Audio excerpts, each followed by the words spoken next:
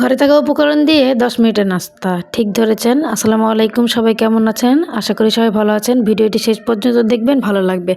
আমি একটা রুটি বেলে নিয়েছি ময়দা দিয়ে, তার ভিতরে মাংস আমি ম্যাশ করে দিয়েছি। তারপরে আমি এখানে একটা মিক্সিং বোলে নিয়ে নিয়েছি ময়দা, তারপরে ডিম, তারপরে দিয়ে দিলাম লবণ, তারপরে দিলাম একটু জিরা, তারপরে দিলাম একটু মরিচের গুঁড়া, তারপরে দিয়ে দিলাম ধনিয়া গুঁড়া। এখন আমি এগুলো ভালোভাবে ম্যাশ করে নিব যাতে কোনো গুলটি না থাকে।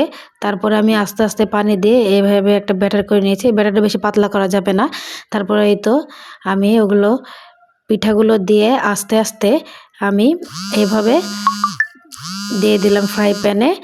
আসলে এখানে একটা মজার বিষয় হলো, এখানে বেশি তেল লাগে না। এই নাস্তাটা বানাতে বেশি তেল লাগে না।